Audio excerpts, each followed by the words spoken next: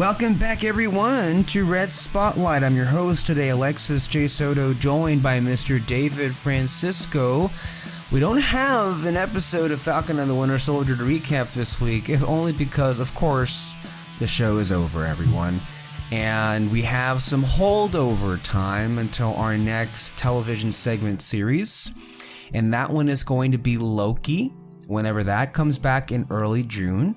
So what are we discussing today? Well, kind of like we did with WandaVision, we're going to have an extra week of coverage, considering the fact that both the primary director of the series, Kari Skogland, and the primary writer, Malcolm Spellman, gave a plethora of interviews with many of the press this past week and have revealed some really juicy details about what went into making the series, and some of the comments that they've made have stirred some controversy, particularly with John Walker, which, I mean, was only so predictable these days, especially with that character.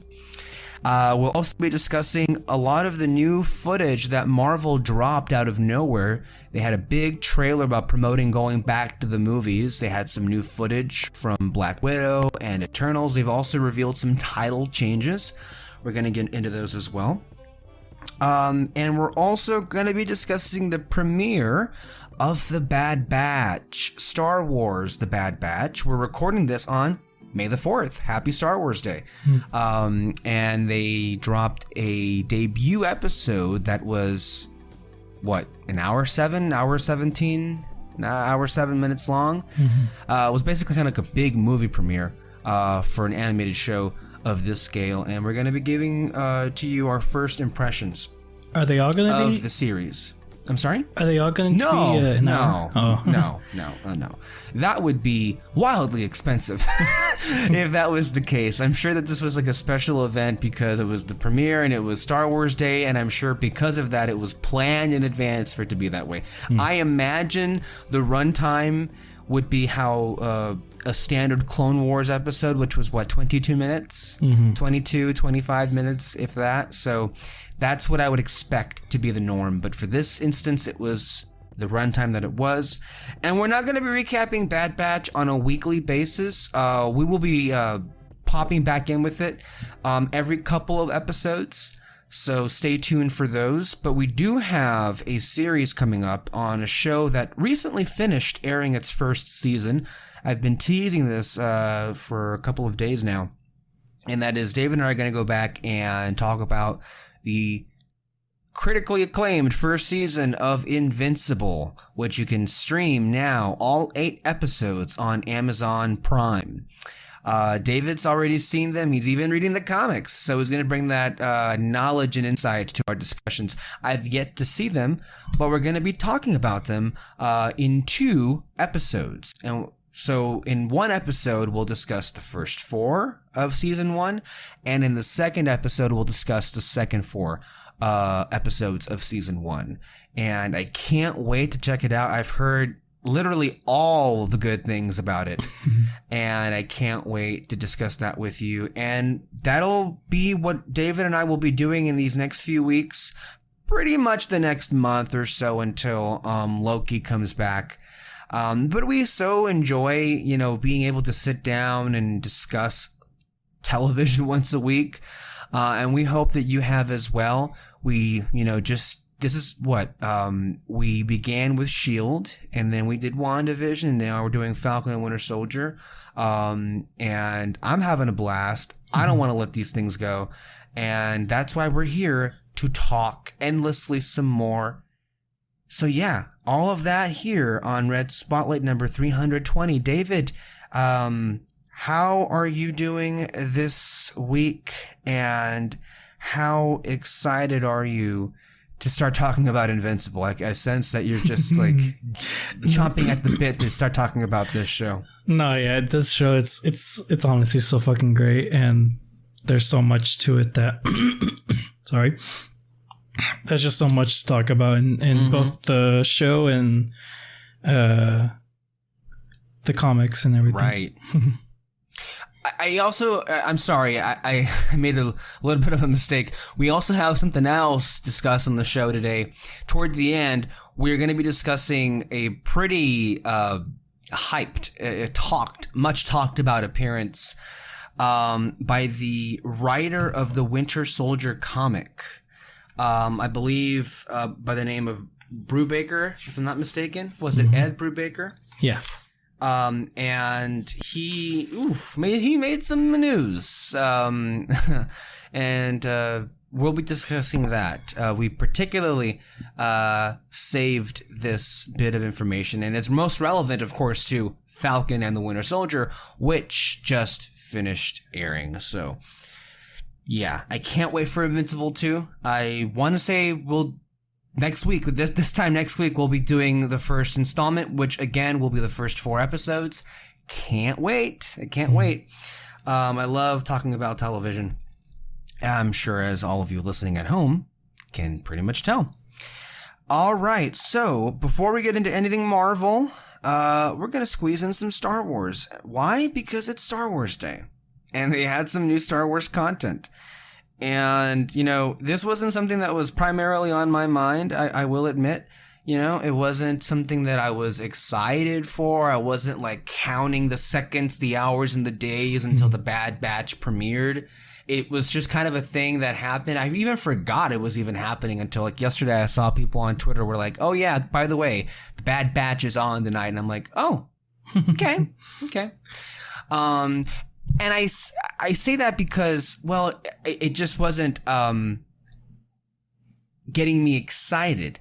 Was I looking forward to it? Sure, of course I was looking forward to it because, it's Lucasfilm Animation.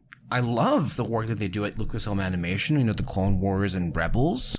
These particular clones, while not, I think, in great episodes of the series, the dynamic that these characters had as an ensemble was interesting enough. The premise, of course, deals with the clones. They're now front and center, and we're going to get to see what happens to them in the immediate aftermath. By the way, that's the title of the episode, Aftermath, of Order 66, and, of course, the third film in the Star Wars franchise. So that in and of itself was just enough to interest me. Plus, when you combine that with the fact, with my complete and utter lack of interest with anything else Star Wars, it makes it look like, I don't know, the Bellagio, in Las Vegas, in the spectrum of Las Vegas hotels by comparison. It is, yeah. We've had some pretty long documented opinions as to how we feel the realm of Star Wars is these days, and I think yeah. My opening salvo when it comes to having watched the first episode of the Bad Batch, and it sucks because it doesn't feel like they were trying to hit what they hit in terms of the characterization just in this pilot. But And again, I wasn't necessarily all hyped up about it. I was curious more than anything about what this would actually be. And having said all of that, I don't know if I have a problem. I don't know if the problem is me.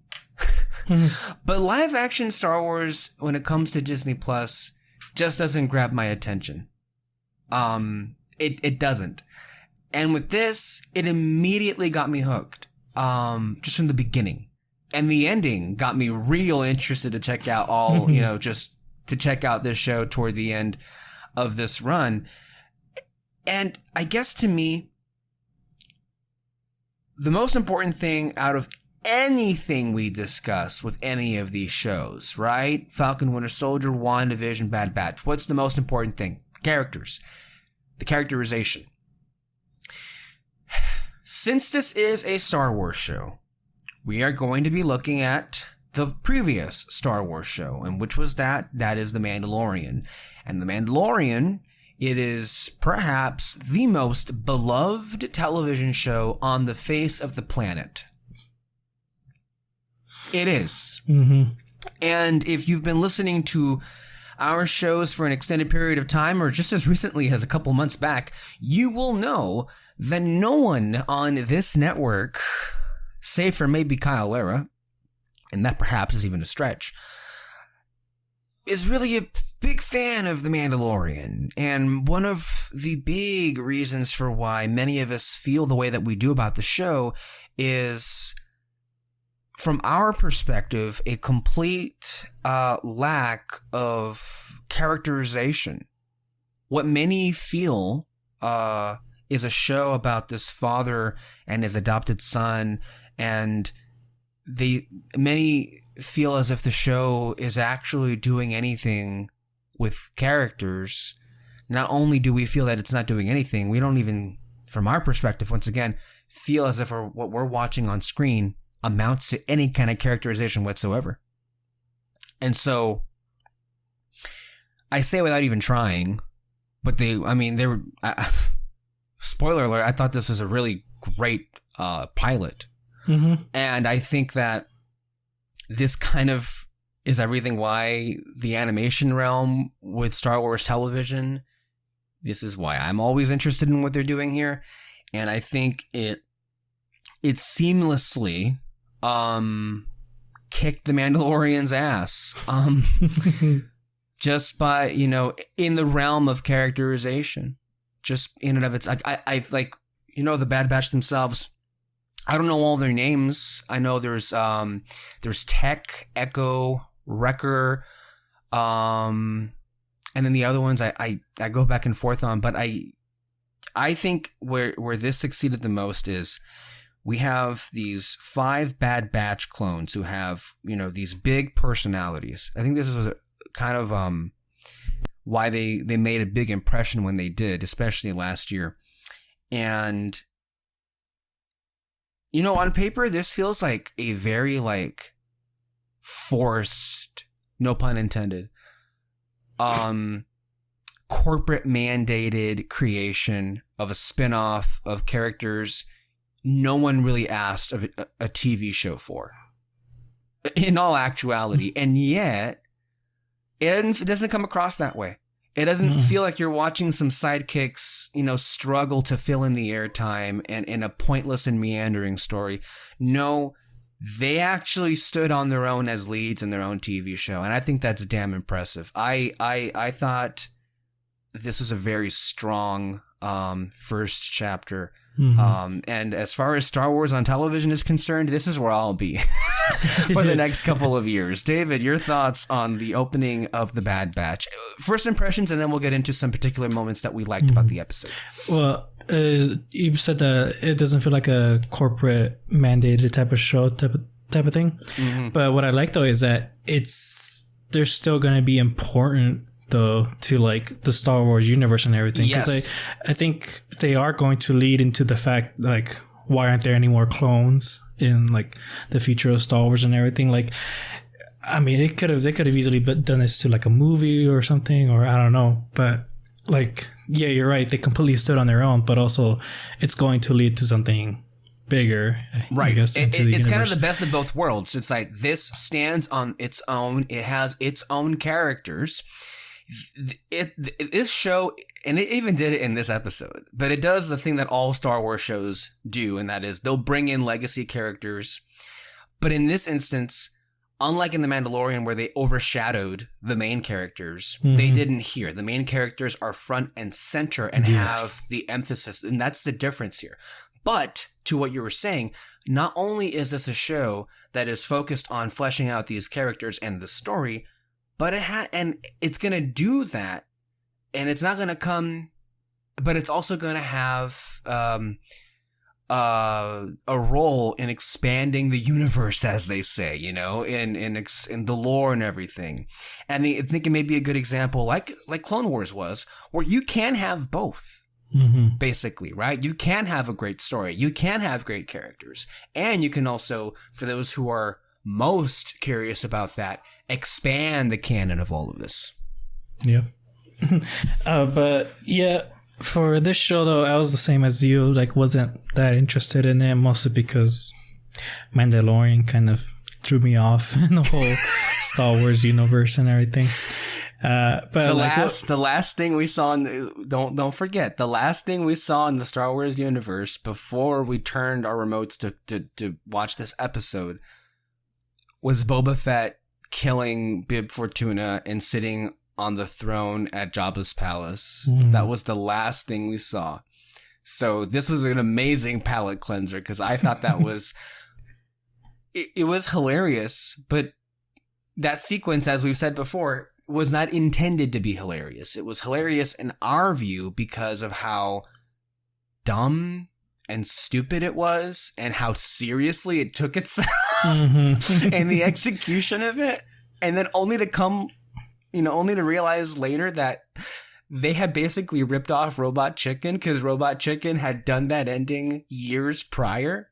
And yet still this TV show that ripped off Robot Chicken was nominated by the Writers Guild. Just want to remind all of you. I'm sorry for interrupting you. Go ahead. It's fine.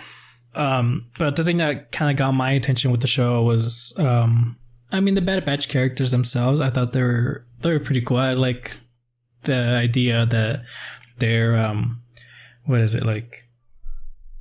they're the Bad Batch of clones, basically. And so they always like coming together and everything. They each have their own quirks in a way and everything. I like stories kind of like that. Yeah.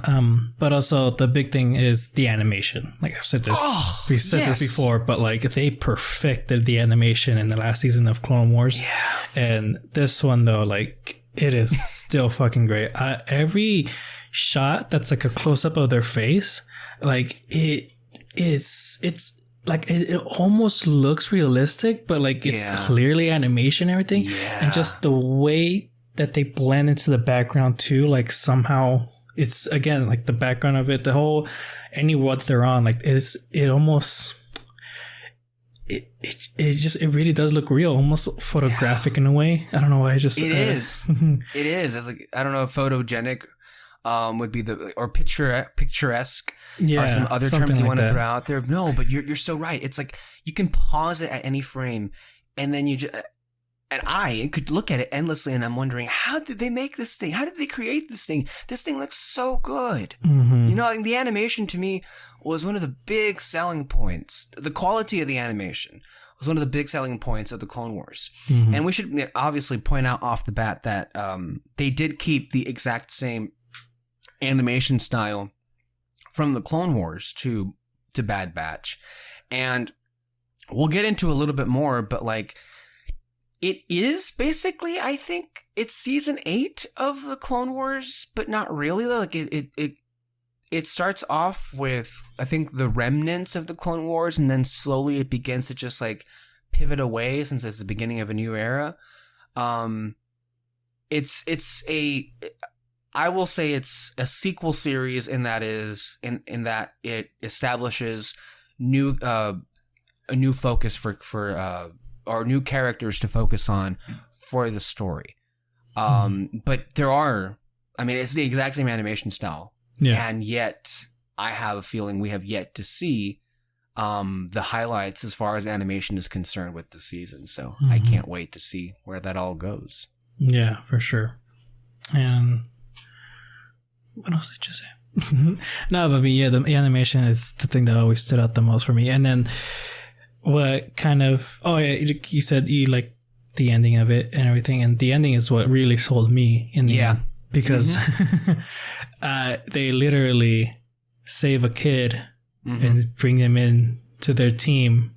It's literally the ending of the first episode of Mandalorian almost. And I was like, wow, one episode and you're already better than anything Mandalorian has made. It's just... And I mean, that's kind of the story with a whole bunch of Star Wars shows. It's always like, they take in... Because literally Clone Wars, Anakin takes in Padawan, Rebels, they take in the kid and everything. Like, it's everything. But like... This one though, I really like it because they take her in because she's a Bad Batch clone, apparently, which I wasn't expecting it. Yeah, same. Like I knew that was a clever twist. I mean, It could. I mean, I was throughout the episode. They were teasing about. And by the way, we'll now get into details about the episode, so that you can now click away if you or skip ahead to other parts of the episode if you want to take some time to watch the episode first, which we recommend you do. I think it's a really great episode. Yeah. But with Omega, the character you're referencing, clearly, she's introduced in a very mysterious fashion. And you're not real sure what she is. She's first Nala Se, who we've seen before many times in these Kaminoan-centered stories, passes her off as a medical assistant. But all of us were none the wiser because and Tech was the one that figured it out. Where, she's a clone, and then you begin to wonder, where is this gonna go?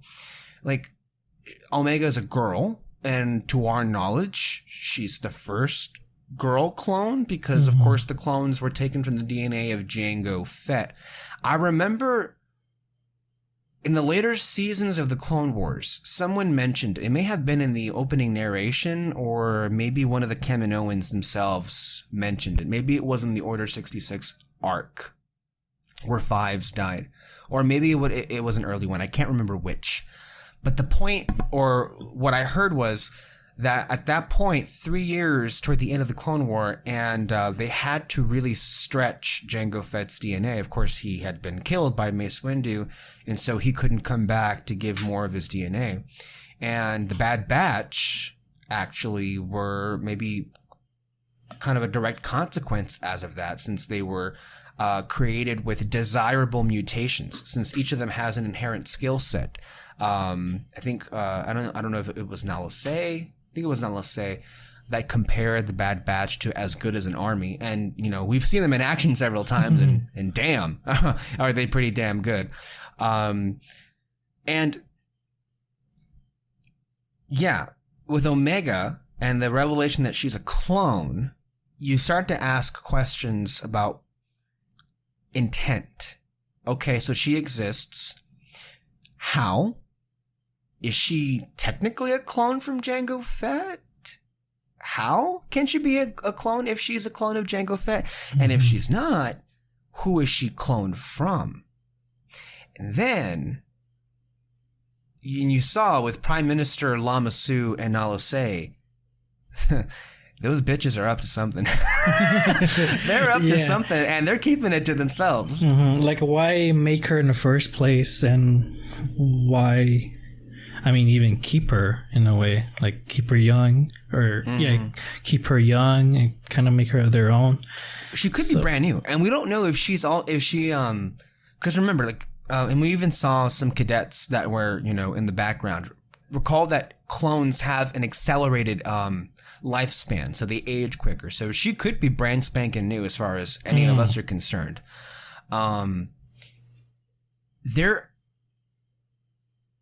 I don't know why I feel like this is where they're going to go with it, because, Star Wars, it all has to be tied in together. What if, what if they cloned a Jedi? And what if she has, some semblance of Force sensitivity? And I'm only thinking because she has this presence to her that is very abnormal. Yeah. And she is very knowledgeable of certain things. Now, when I first saw it, when she was talking to, I forget his name, but he's this is a great character. He's the sniper Bad Batch member, the one that ends up turning because he still has his inhibitor chip. And she basically is saying, I know what you're going to do. And I know it's not your fault. And in that moment, I'm like, okay, she knows about the inhibitor chips then. She has to. Yeah. That's why she's saying all of this, because it fits. Unless somehow she didn't know that. I feel like she would know that since she's been close with Nala Se. And that's where my suspicions first, went to, unless she sensed it. And that's a different story altogether. Yeah. There's this one moment early on when the Bad Batch come back to Kamino after the execution of Order 66. And they pass by this Jedi that the Coruscant guard had just murdered, and we see the lightsaber fall. Now, I think most people would assume that would be Shak Ti since she was at Coruscant, but it clearly wasn't. There was a close-up of her hand. It was green. So when you think green, you think of other Jedi like Luminara, Master Luminara. But if you're going to follow the movies, she was on Kashyyyk with Yoda. And so why she would be at Kamino, I don't know. Shak Ti, I believe, and correct me if I'm wrong with this, David, I think Shak Ti, they did say that, they even said in the Clone Wars finale last year that Shak Ti had been sent to protect the Chancellor. So she must have been at Coruscant when all this was happening. So if she was at Coruscant, then somebody must have been at Kamino to take her place as, I guess, the training commander there. So, but we don't know who. So I wonder if there is a connection to be found there, you know? And I'm just thinking maybe this is the genesis for where Palpatine gets this idea to clone himself and to transfer his essence as well as retain his Force powers. Yeah, I get you. And then, I mean, I don't think she knows about the inhibitors because from the ending of the episode, it seemed like she does it. I mean, I don't know if it was just me, but it seemed like she didn't even know she was a clone.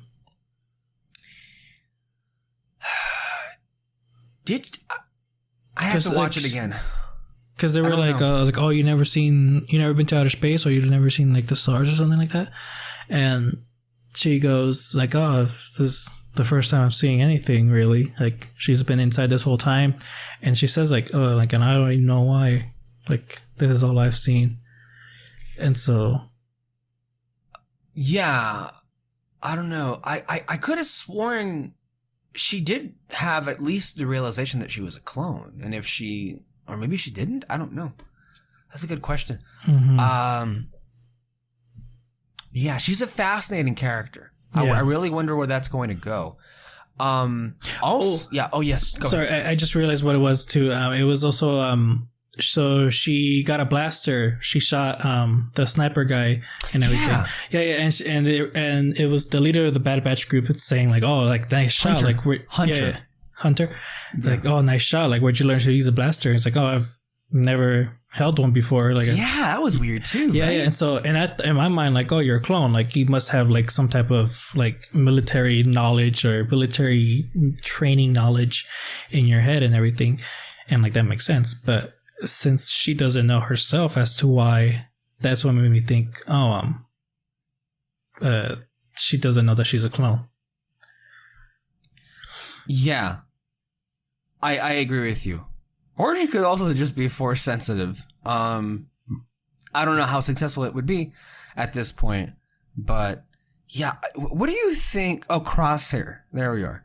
So the sniper's name is Crosshair. Then we have Wrecker. He's the big guy. Hunter's the leader. And then you have Tech, Echo, and that's it, right? Yeah, that's it. And then you have Omega. What do you think? Okay, I thought this was hilarious. So Tarkin shows up and he tells the Prime Minister, basically like, we're about to shut your ass down. And then he's like, what are you talking about? We have contracts with the Republic. And then Tarkin's like, the Republic no longer exists. We're the Empire now. And then I was watching Grace Randolph's reaction to this episode, and she was laughing her ass off because and she said that was the most hilarious excuse I've ever heard in my life. Like, oh yeah, we changed our name, so our contract's now null and void. I mean, just imagine, we changed our name, and now this contract that we signed doesn't apply. Imagine if it was easy as that. But I mean, with Tarkin, it's no joke. Like, he will kill you, because he has a fucking army to back him up. And so clearly, from like the Prime Minister's perspective, he has every incentive to stay in operation. And Tarkin basically presents it as, yeah, we don't really need to be paying you all of this anymore. There's no war. We don't need these highly skilled soldiers we can just hire. really like We can- anybody off the street. Yeah, and it's cheaper apparently to just do that. Yeah, it is cheaper, but I also am wondering, like, this is the Galactic Empire. Do they really need to be like pay for anything? I guess now they do, because we have to also keep this in mind. The Galactic Empire doesn't really become like ultra tyrannical up until the beginning of A New Hope.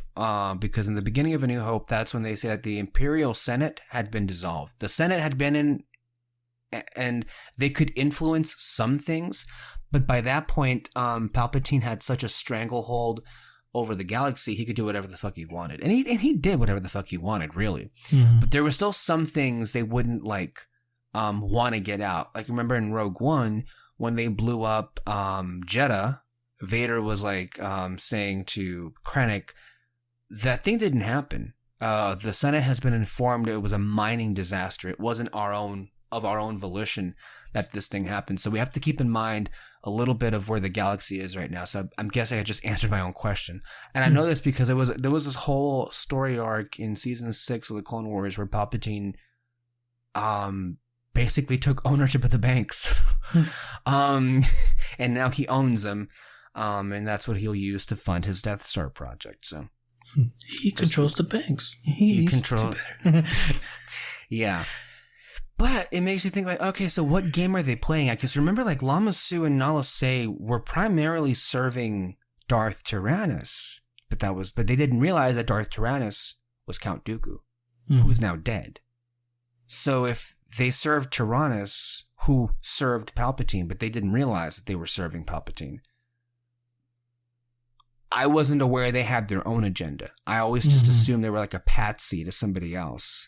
And now I'm curious, because we see in the episode maybe the most heroic Nala Se has ever been, where she basically allows the Bad Batch to escape, and Omega with them, it seems. So I'm intrigued. I'm very intrigued about where all this is going to go, with them.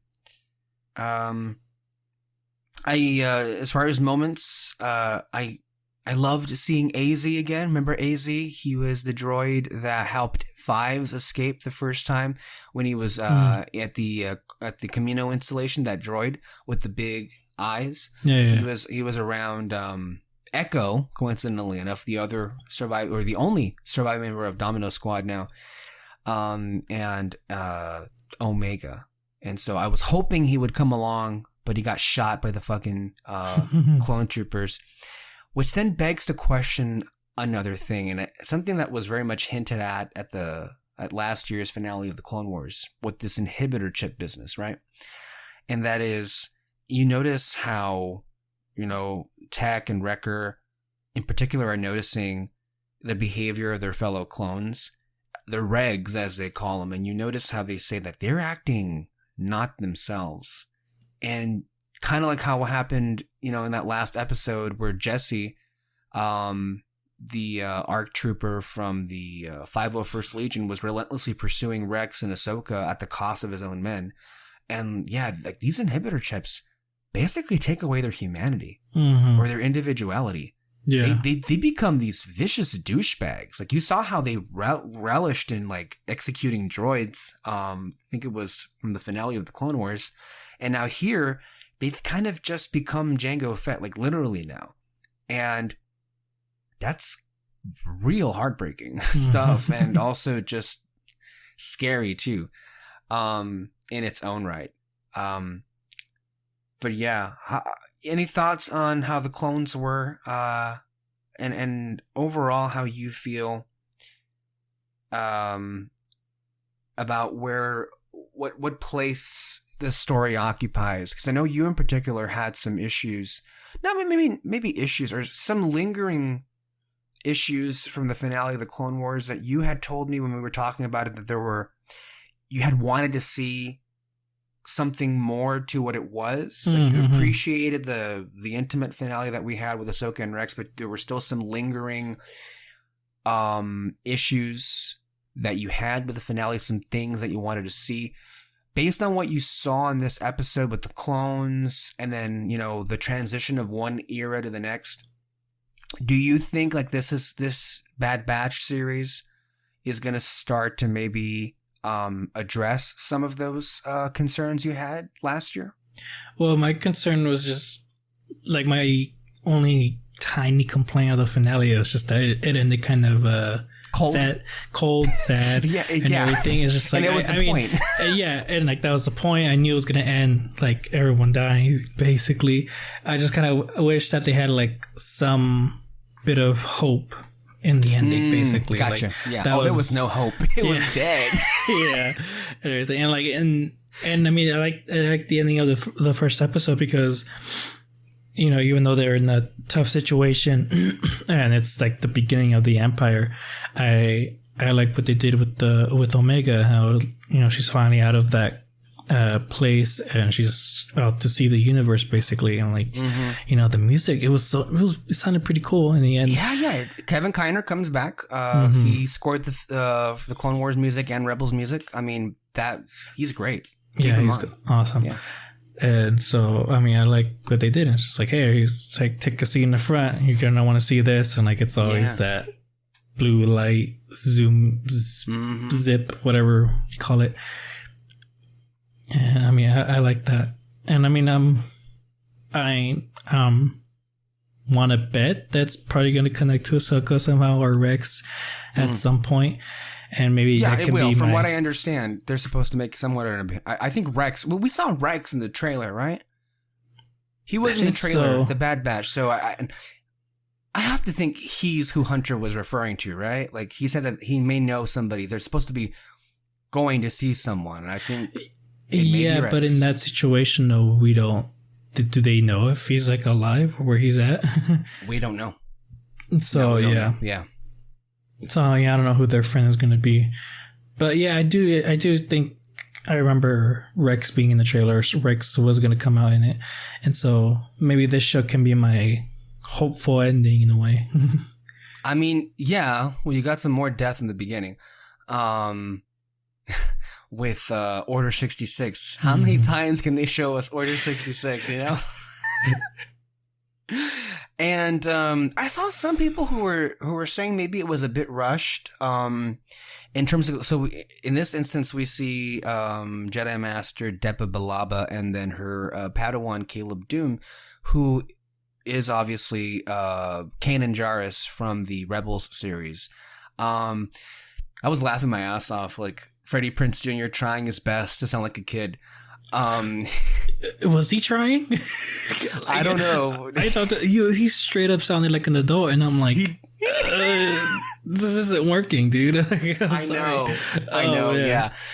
I think he was trying. Like there was moments where he was trying to sound more like a kid, but maybe they should have gone with someone younger. I don't know. I don't know, because like even from hearing his voice, I was confused. I'm like, is that supposed to be Kanan? Because I heard Caleb, and I'm like, wait a minute, is it not Kanan? But you did know it was Kanan, right? Like I was going back and forth with it just because like I heard Freddie Prinze's voice and everything, but it was just the name that was throwing me off. I couldn't remember if he had like a different name before or something. So, but I mean, you just confirmed it. It's like it is Kanan. Yeah, no, it is. But no, from my ear, it sounded like Freddie Prinze was like trying his damnedest to sound younger.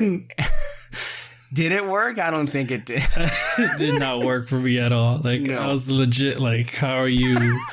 What is it, 8 or something? At that point, I'm like, how the hell are you 8 years old? Yeah. Yeah. But hey, it gave him a paycheck, so there's that. It was cool to see him.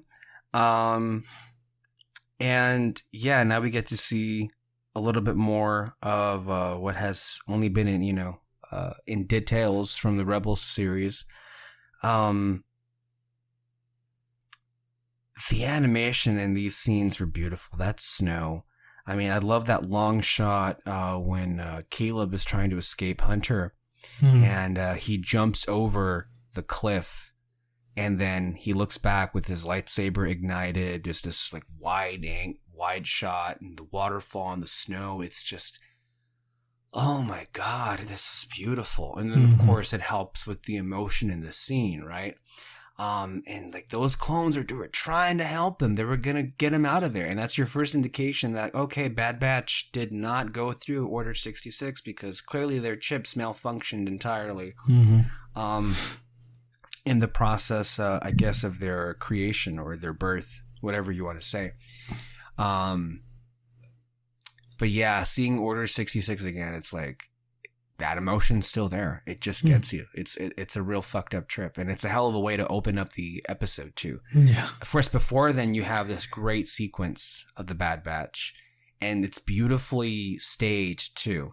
And you have to think, like, how hard is it to do that? Like, just like to stage like these action set pieces and like animation. Like, do you like storyboard that shit? Do you log it in a computer or something? Like, it's just fascinating to me, like how amazing it can look, but then how much more difficult it is to actually, you know, execute. No pun intended. You know, in animation than in live action. No, I thought this is a great first installment. I'm hooked. Was there anything else that we've neglected to mention here? Did we gloss over anything? I don't think we did, huh? No. We saw Guerrera. He was in there. Oh yeah, that's the guy from Rogue One, right? Okay. Yeah. It's funny because like he's not really from Rogue One. He's from the Clone Wars. Oh yeah. He made his and then like Forrest Whitaker blew up with that character, literally and figuratively. No, yeah. I was just because like the name sounded familiar, but then like I know it wasn't the actual actor from the movie, right? But like the way he was talking in the show, I was like, oh yeah, that's the guy. Yeah. So it's really interesting. I some things I want to note. So the Bad Batch is going to have 16 episodes for this first season. At the moment, Disney has not confirmed one way or the other if this is going to be a limited series, as in this is the only season, or if they're planning on doing multiple seasons. I don't know how much story there is, honestly, for this, but I'm willing to see where it goes. And if it's going to be the only Star Wars thing that I'm like liking in these next few years, I would not be opposed to multiple seasons. So, because I need something to hold me over, you know? I need something. But that does make me wonder. Bad Batch is getting 16 episodes, but you only let Clone Wars have 12 in its last season? You're telling me you could have added in 4 more? Because if you could, there were a lot of... I mean, for those who are not aware, there were a lot of story arcs that were left untouched that we didn't get to. Like, you guys got the ending of the Clone Wars, but there was a lot of stuff that we didn't get to see in animation. Oh, okay. Like, there was, I think, 1 or 2 Maul arcs that could have been animated. There was this massive 8-episode arc with Asajj Ventress, that would have been real cool to see because her character has just disappeared off the face of the planet. If you want that story, you can read it in this wonderful novel called Dark Disciple, where she has this romantic relationship with Quinlan Vos, Jedi Master Quinlan Vos, as they try to take down Count Dooku. It's a great Star Wars story. Highly recommend. I'll forever mourn the fact that we never got to have that animated because it was a beautiful story. The episodes were written by Katie Lucas primarily because she really kind of fleshed out that character on the show. So if you want to read, it's a great read. And if you love the character of Asajj Ventress and you want to know how her story concludes in the Clone Wars, go read it. But that's like the one thing where, if anything, I'm a little bit like torn on because I feel like Asajj Ventress is one of the main characters, one of the main reasons for why the show was as successful as it was, and she was perhaps the only character that didn't get to have her conclusion on the show itself, and that is very disappointing. I mean, they can probably like do something else with her.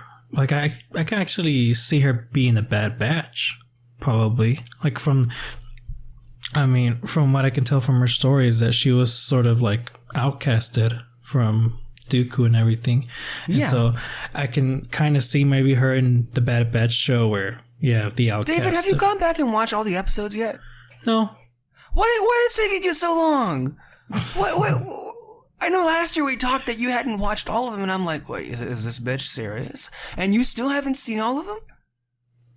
The Clone Wars? Nah. Nah. What is? Oh my! But you watched all the Mandalorian.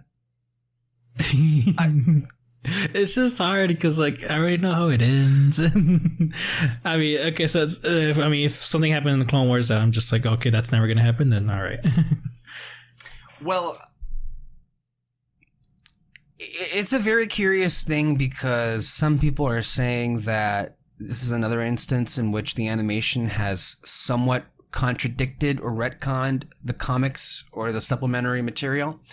I know that people had some issues last year with the finale of the Clone Wars where they kind of reneged on some things, like the fact that Rex was called Commander Rex, but then he still kept the moniker Captain Rex in Rebels. Like there were some inconsistencies with the Ahsoka novel where in the Ahsoka novel, that's where she found the name Fulcrum. But evidently that's where the name Fulcrum was being used. But in the finale, if you hear, they were already using Fulcrum. The Republic was already using Fulcrum. So there was just some inconsistencies there. So we have shown a precedent that they are willing to change, if not alter or retcon entirely. And this is not Legends material. This is fellow quote unquote canon material that they're choosing to also kind of alter. And so is it possible the character of Asajj Ventress is popular enough to warrant more stories with her? I think it's very possible, but there's just been no appetite for it, it seems like. And it makes me sad. She has an ending in the novel, but it's the kind of ending where she can come back in some way somehow. So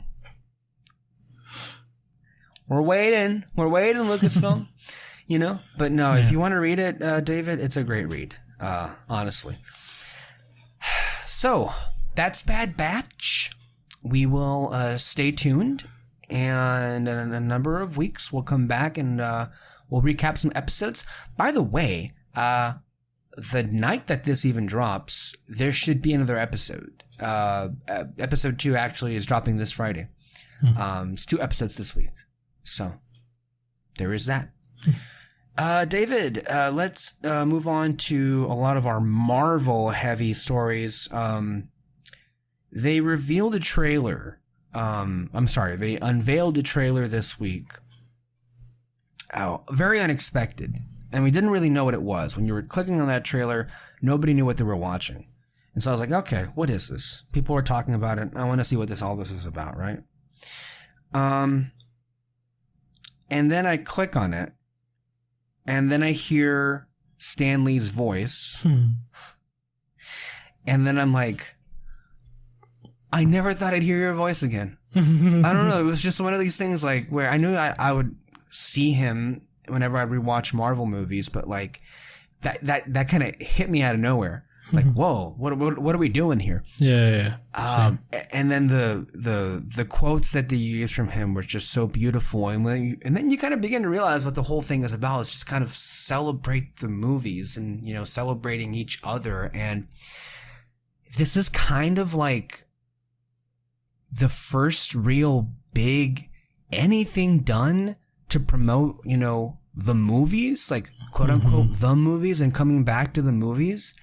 And a lot of people, including myself, were wondering how in the world Marvel are the only people that are actually promoting the movies actively. Everybody in this business depends on the theaters being open. And let me just show you some of these thoughts, right? So Amy Smith at Films with Amy is her Twitter handle. She says, Marvel did more to celebrate the cinematic experience than the Oscars did in a 3-hour telecast.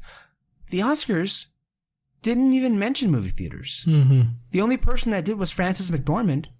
When she went up on stage for like 4 seconds, she was the only person to say, please go watch these movies in the theater. The Academy Awards would be the place to promote theaters, and yet nobody cared to mention them. Dennis Zhang, we all know Dennis Zhang from Collider, one of the founding members, he shared his thoughts. What's funny is that the same hardcore film fans, including famous directors, believe that Marvel movies are the end of cinema. But yet they may be the single biggest entity that may save, perhaps only temporarily, the theatrical movie-going experience. Mm-hmm. Because in this clip, in this trailer, you do see that they even have moments of opening night watches or opening night screenings. I think they have some from Avengers Endgame. You see the assembling, that big portal sequence, and you see people scream at the top of their lungs. And then you put that all together with Stan Lee's words, and it makes you kind of want to cry thinking about how long that you've been separated from the movies and how much you sorely want to go back and you sorely miss it. And to date, I have seen nothing that comes close to, like, this was Christopher Nolan and his movie Tenet last summer. That was supposed to be the big campaign to get people back into movies. It failed completely. This trailer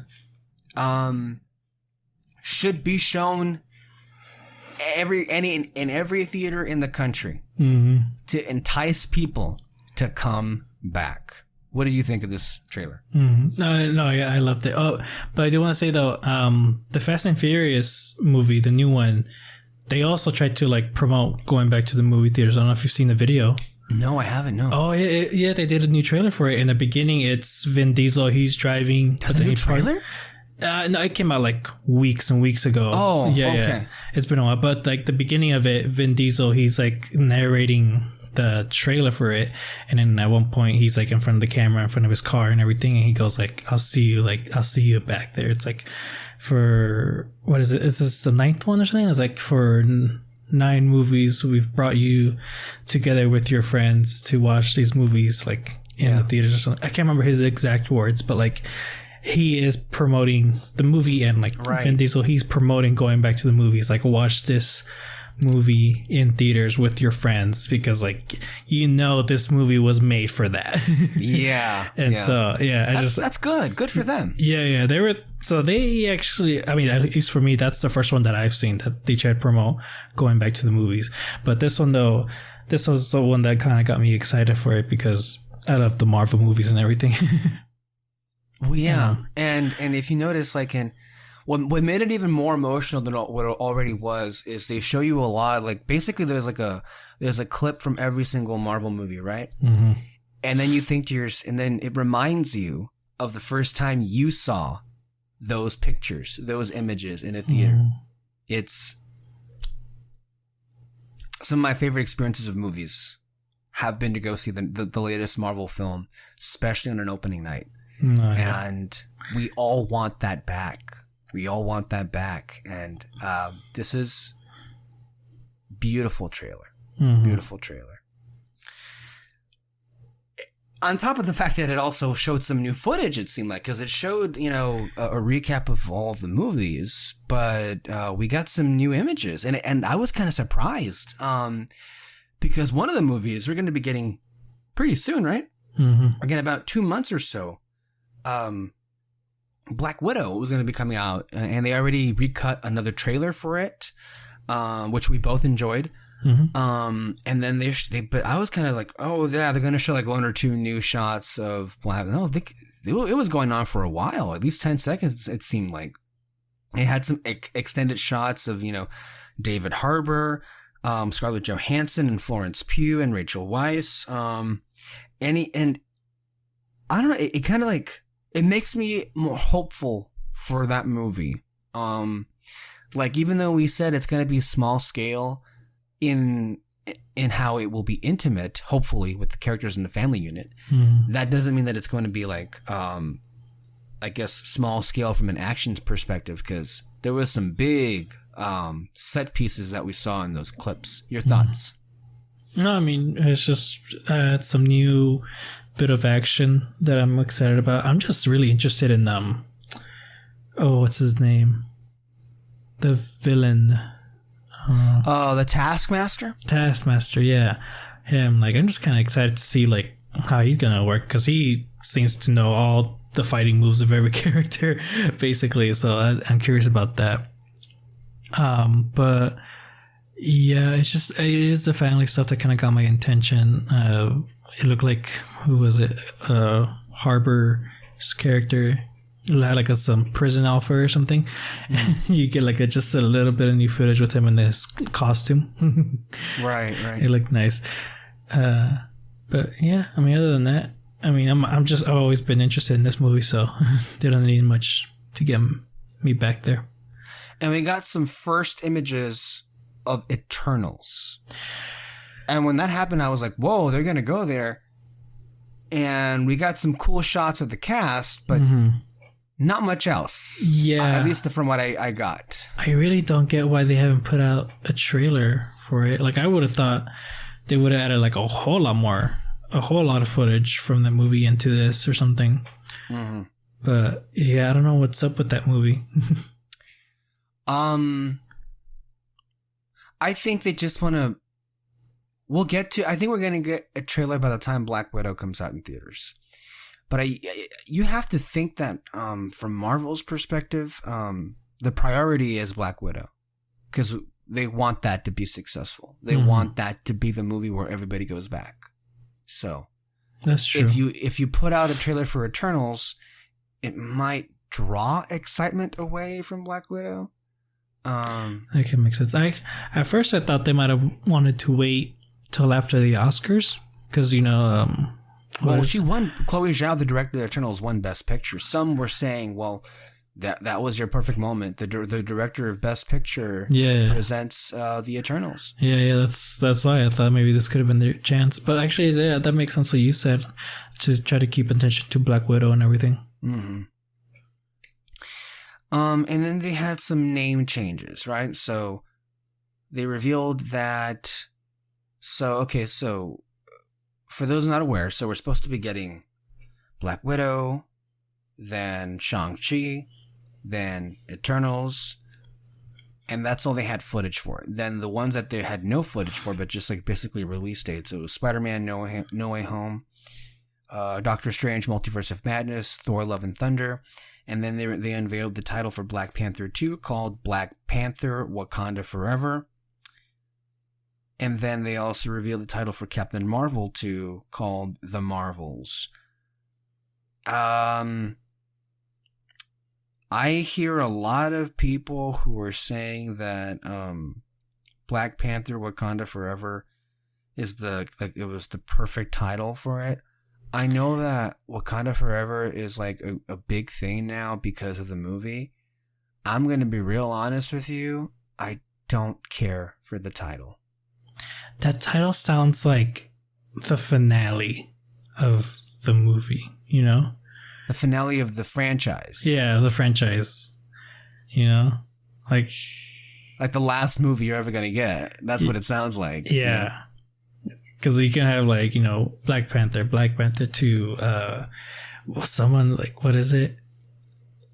It's like, someone gets like Black Panther, the Two Kings or something like that. Right, yeah. Because they thought, they're going to bring Atlantis and something like that. And then I could see Black Panther Wakanda Forever, like the third and final movie of the franchise, So I don't know. I mean, I like the title. It's fine. But I just find it weird. Yeah. Like, you wonder what tone they were going for, right? Mm-hmm. So there was that. And then the Marvels. I know we were supposed to be getting Miss Marvel, Kamala Khan, and Photon, which is Monica Rambeau, right? as supporting players in Captain Marvel 2, which is led by Brie Larson. But if you read this title, you kind of, I don't know, it feels like Brie Larson got gypped. Because, like, they basically took her leading franchise and turned it into an ensemble? Like, you go from Captain Marvel to The Marvels? Mm-hmm. I'm concerned. Mm-hmm. I'm legitimately like because I look, Nia DaCosta, who did the new Candyman, which by all indication looks amazing. That was an inspired choice. We were all excited that she was going to be doing that project, and for all we know, it will be a far superior film to the first one. But it just makes me wonder: can they just not make a Captain Marvel movie work then? Well, the problem that we've all talked about is that Captain Marvel is really, really powerful. Too powerful. Yeah, and so what you kind of...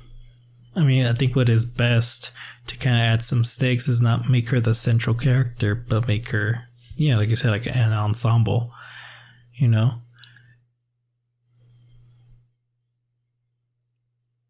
Yeah, that... What makes me really feel icky about this is the impression is out there that Brie Larson was downgraded, basically. And who does that validate, David? Once again, it inadvertently validates all of the people who were viciously going after her because she dared have an opinion of the fact that not enough women are given opportunities as men are in the film industry. Mm-hmm. That's it. That's what she was saying. Yeah. And now it just seems like we're in this space again where the terrorists have won yet again. Yeah. I mean, they're still going to complain, though, because it's still female-led, basically, movie. And so they're just going to complain that they're pushing the MCU. Yeah, the MCU. Yeah. Any thoughts on this Marvel's title? I liked that they added the S thing from Miss Marvel. I thought that was the first thing. That was the first thing I noticed. But then I was kind of like, oh wait, but where's Monica Rambeau's thing? I don't see it. But then I finally looked at it more closely, and I saw that she had her symbol right there. So I'm like, oh, okay, there it is. Interesting. Very interested to see what they're going to do. And one thing that it makes you wonder is, with the films being what we know they're going to be, this Secret Invasion Disney Plus series is looking more and more like its own isolated thing, right? Yeah. It's not going to have any kind of correlation or shared storyline with the films. Some people were thinking that the second Captain Marvel movie would have some kind of connection with Secret Invasion, but that very clearly seems not the case. Nor does it seem with any of the other Marvel films. Mm-hmm. No, I don't think so. I mean, I never really thought that Me neither. Skrulls were even going to be in the sequel. I mean, you can probably guess Talos, yeah, but yeah, I don't think they're gonna involve the Skrulls in any way, because again, she's super powerful, so they need to fix that problem. Yeah, they need to fix that problem. That's not that's an issue. Mm-hmm. That's kind of why she was such a hard individual to connect with, because she just is invincible, which we discussed this at length. Mm-hmm. You'd think somebody would have heard that and fixed it. Yeah. But yeah. So before we move on to some of the quotes that Skoglund and Spellman have shared with the media, there was this story that I think MovieWeb was the one that was sharing this one, David. and the headline was Doctor Strange was written out of WandaVision.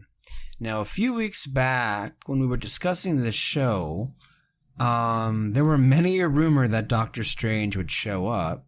They were proven to be false, and we thanked the skies above that didn't happen. But it was something that was, for a moment anyway, maybe even considered. So this is what Kevin Feige was quoted as saying. Some people might say, oh, it would have been so cool to see Doctor Strange. But it would have taken away from Wanda. We didn't want the end of the show to be commoditized to go to the next movie. Here's the white guy.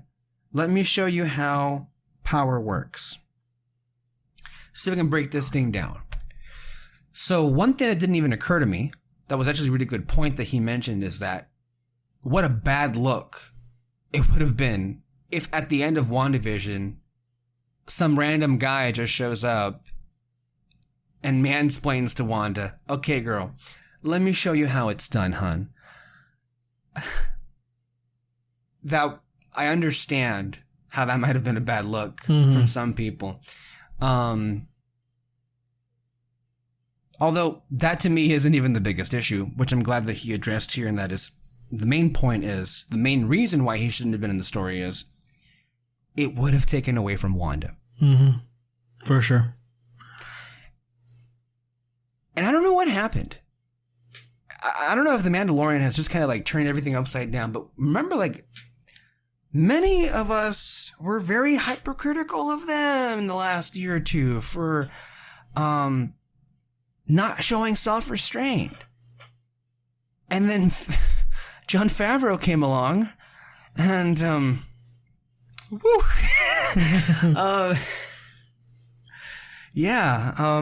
I think some people who work on that Mandalorian TV show need to take this to heart. Yeah, for sure. No, because I mean, like, whether or not Doctor Strange would have showed up or not, it would have made sense as to why, you know? But, like, I'd rather they put the effort as to why Doctor Strange would be there, how is he going to be important to the story, and also, like, how are they not, like, they can put him in, but how is that not going to detract from Wanda's character? Right. You know? If you can do all those three things, put him in. But if you can't, just don't do it at all. You know? Just, like, don't put him in for the sake of putting him in or anything like that. So... yeah, since we're on this point, let me skip ahead to one of the quotes that I had gathered from, I think it was Malcolm Spellman, right? And I believe he was asked by... oh my goodness, I wrote so many things down here, and I thought I would be able to pull up the moment that I'm referring to without it causing too much of a disruption, and it looks as if I'm wrong because I cannot even find it. But when we get to it, yeah, I can't find it, so we'll get to it when we get to it. All right, so let's start off with this. IO9 Gizmodo did an interview with Carly Skoglund. Is it Carly or Kari? I'm sorry. This keeps getting confusing for me. I could have sworn it was Kari. I think it's Kari, yeah. Yeah, okay. Great. I have it here. Just making sure. I don't know. Maybe I was thinking Carly Morgenthau. Wrong one. And this is basically getting to John Walker. Now, recall that last week, you and I were having a back and forth in terms of like how we interpreted how they handled John Walker. We even mentioned some people who were not so pleased. And I went out of my way to give them the benefit of the doubt. And I said that perhaps the direction was a bit insufficient with this because it seemed from some perspective perhaps they were trying to do a redemptive arc.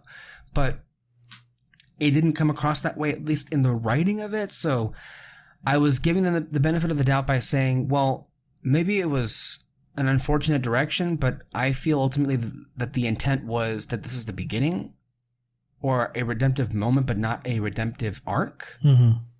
And then Carly kind of gave an answer that was interesting. I have the whole thing here, so I'm not going to cherry pick what she said. And she's kind of been dragged online, it seems like, for what she said here. So this is the question that was asked. Now, speaking of John, obviously he has a huge arc in the show, too. He's arguably the third lead. At first you hate them, then he gets worse, then he gets kind of redeemed at the end. Through your direction, how did you want the audience to feel about him at the end? Or did you purposely kind of leave that vague? And then this is what she says. Well, we left it a little vague on purpose, but at the end of the day, I wanted people to like him. Let's stop there.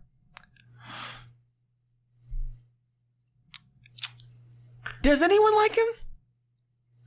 Some people do, for the weird reasons. I didn't mean them. We all knew them, but putting them to the side. Okay.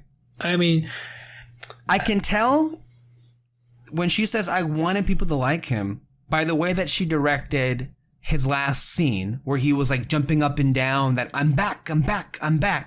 You know, he was so happy that he was being recruited. He's now the U.S. agent. And it felt like maybe we were supposed to be happy for him.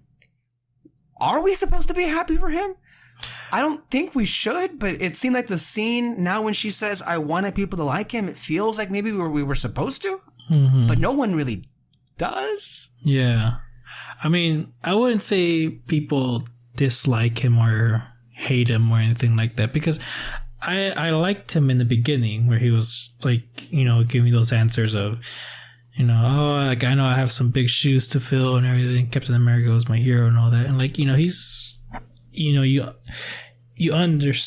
see that he understands the pressure that he's in, but, and again, and like everything that he does afterwards, I mean, it's a little douchey of him, but it's all because there was the execution on foreign soil. Yeah, I mean, well, before that, like between that, it was just kind of like, oh, the pressure's like getting to him and everything. You're kind of like not liking. It's not so much you're not disliking him; it's you're just not liking where he's going in a way. Like you understand why, because you know, again, pressure, but also it's in the comics, blah blah blah. And everything, but then that moment right there, again, like I don't like that he did it when the guy was down and everything, but at the same time, you kind of go, oh, the serum kind of like messed with him a bit. You understand like why he's so mad and everything, but in the end, it was just wrong. And again, and then that doesn't necessarily mean that I would dislike him because of that. It's just sort of like, oh, you fucked up. This is now getting into your head for sure. Get rid of the shield. You know? Some other things I want to add, though, it's like he really didn't ever show any remorse for killing him. No. He never apologized for killing him. Just putting that out there. And we'll get some more on that. And so she continues, Kari continues. I'm sorry, I just had a laugh reading what she said. So she starts off by saying, well, we left it a little vague on purpose, but at the end of the day, I wanted people to like him. Then she continues, and I think everybody does like him.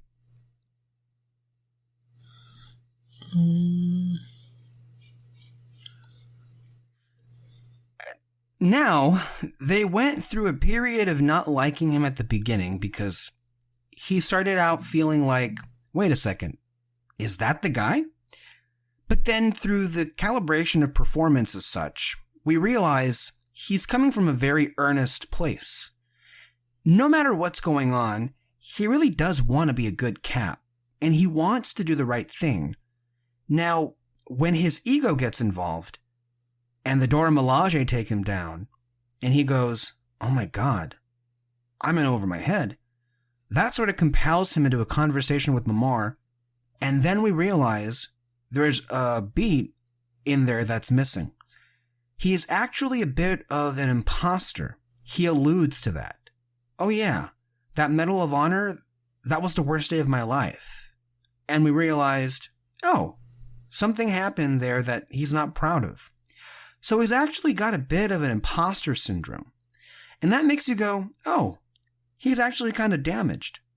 So you kind of like him a little bit, even though he goes on to do something horrific. But you at least understand where it comes from. Then when Contessa, who is played by Julia Louis-Dreyfus, sort of picks up the pieces and after he's been stripped of everything, I think you hope for him, and that's the most important thing. You just hope for him. And the big point is when he makes the decision to abandon vengeance, he's got Carly, and he's got the GRC guys who are about to die. What does he do? He makes the right choice for the first time in a long time. And so that's a bit redemptive.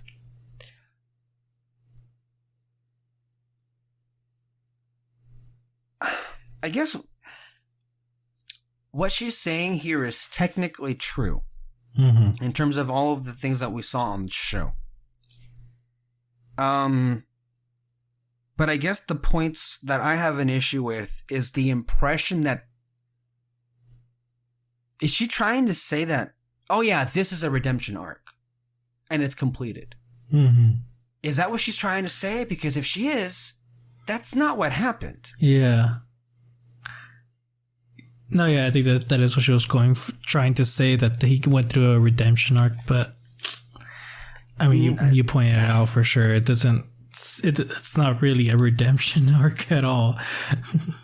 It's not, and more to the point, you also have to be very careful with optics, right? And some people actually were pointing out how John Walker getting away with what he did and getting some kind of a promotion as a result feels very much like how cops in America, for the most part, get away with killing young black men and keep their jobs. Like, people were comparing John Walker as the epitome of white privilege.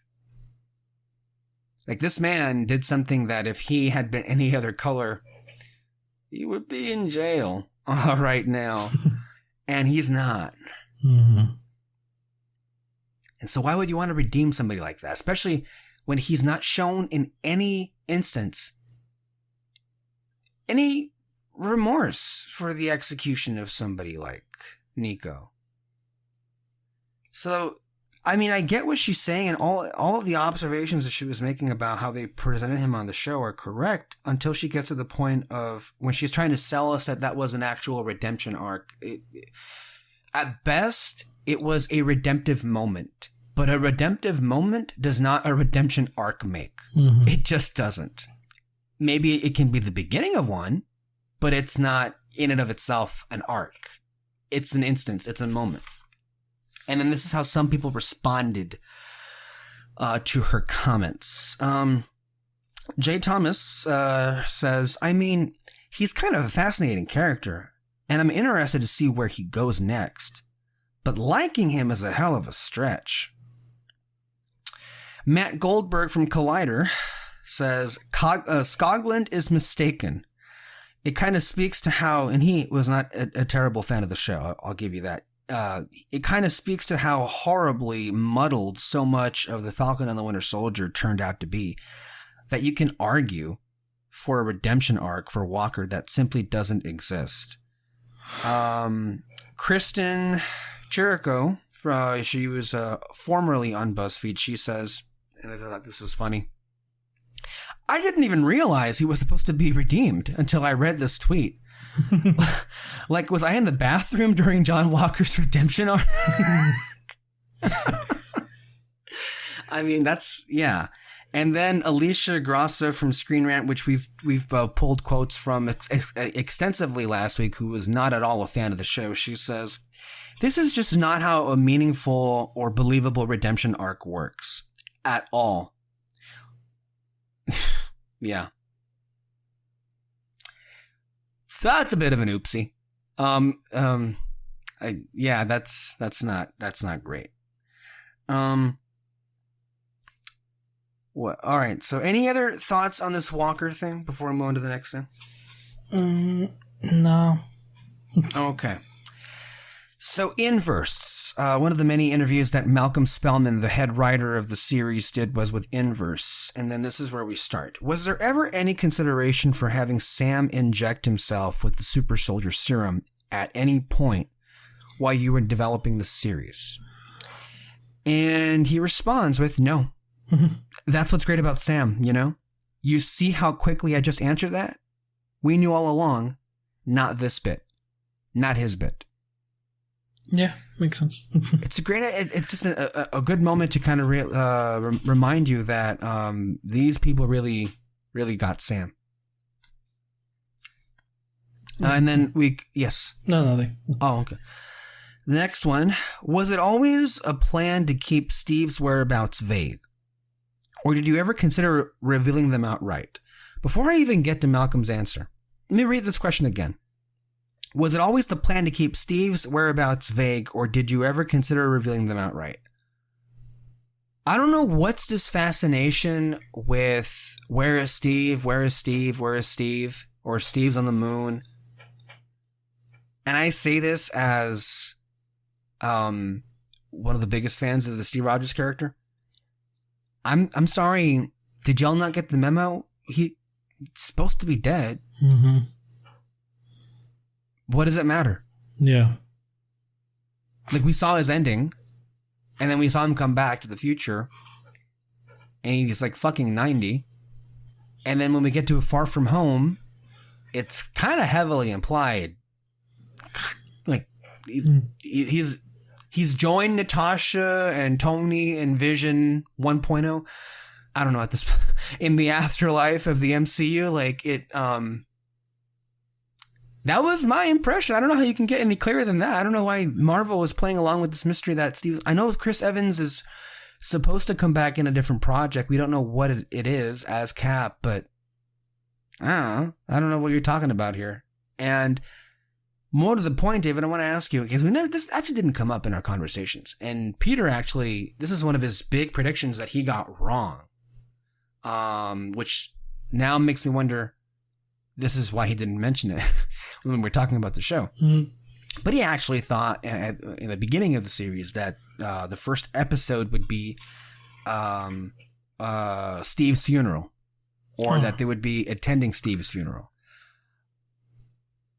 To me, the absence of Steve Rogers, I think, helped the story be its own thing. It only helped Sam, solidify himself as his own man, his own character.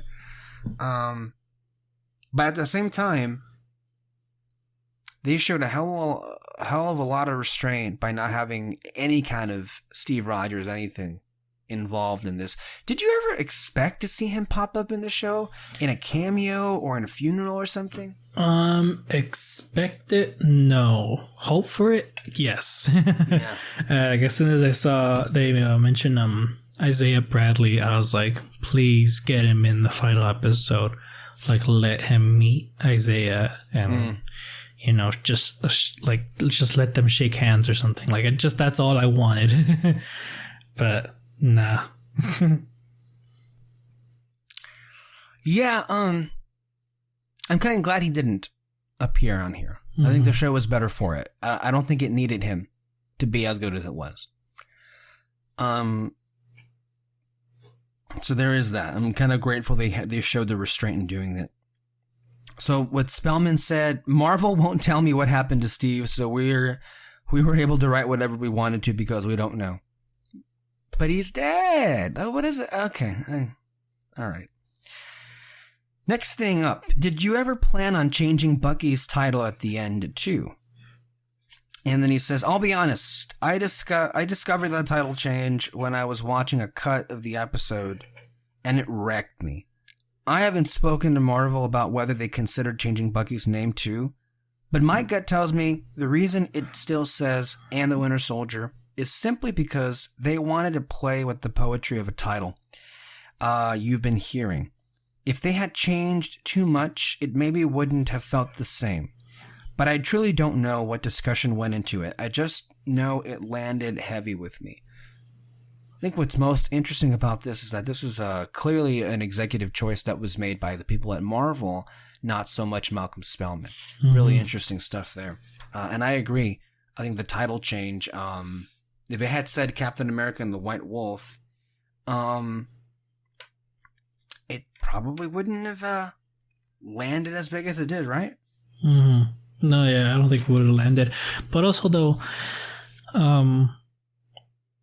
Bucky's arc isn't necessarily about him becoming someone else, right? But to overcome what he did, overcome who he was, almost in a way. Not become someone else. That's different, you know.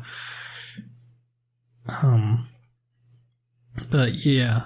And so, but again, I mean, I'm glad that they didn't name they didn't change his name. If only because you don't like the name White Wolf. Well, I don't like the name White Wolf, but also though there's still a lot of potential for him. Like he can do that in another season or in another movie. Yeah, it's completely fine. But yeah, I don't like the name White Wolf.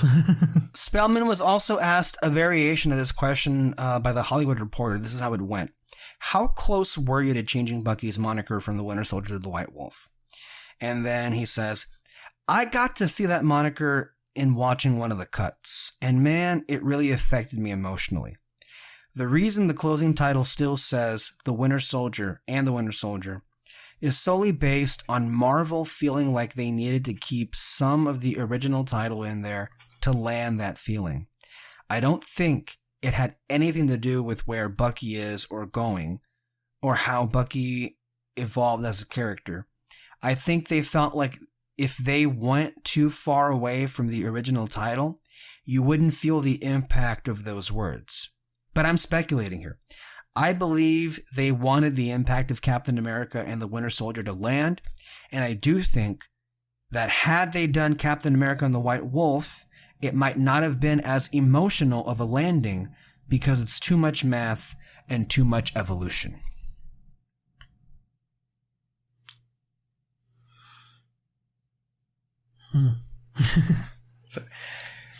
Yeah, and also, I guess what's most interesting is Spellman's speculating here.